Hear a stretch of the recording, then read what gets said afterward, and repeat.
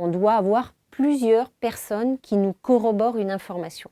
On ne donne jamais une information avec une seule source.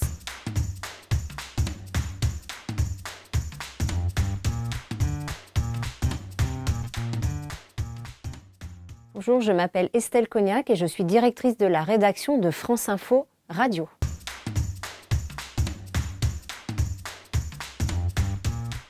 Alors comment on vérifie? Eh bien, disons que nos journalistes partent sur le terrain ou alors à France Info physiquement dans les locaux, ils passent des coups de fil avec leur téléphone pour aller vérifier une information. Il faut savoir que dans les règles déontologiques des journalistes, on doit avoir plusieurs personnes qui nous corroborent une information.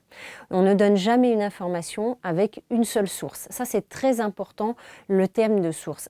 Une source, ça peut être plein de personnes. Ça peut être à la fois des institutionnels, dans une préfecture par exemple, ça peut être aussi des personnes ayant accès à l'information dans le monde judiciaire, dans le monde de la police, dans le monde de l'économie, des syndicats. Par exemple, s'il y a des suppressions de postes dans une entreprise, on va aller questionner la direction, on va aller questionner les représentants des personnels, les syndicats. Il faut toujours faire ce travail de croisement et ne jamais se baser sur une seule version des faits.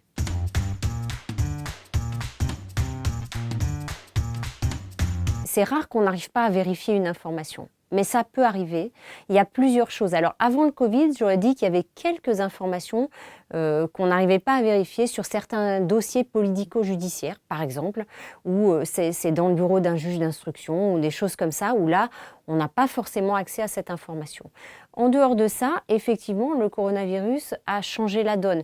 Pourquoi? Mais c'est juste parce qu'il n'y a pas la littérature scientifique et les connaissances scientifiques au départ, en janvier, février et puis surtout mars quand on a confinement qui apparaissent.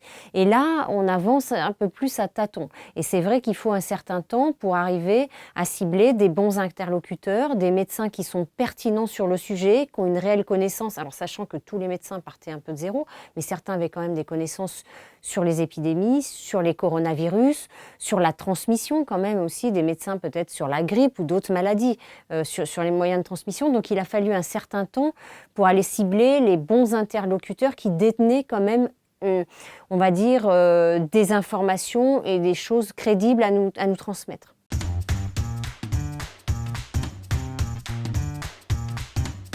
Oui, on a une charte déontologique à France Info sur le média global France Info, radio, télé, numérique, qui prévoit exactement toutes les rectificatifs que l'on doit faire.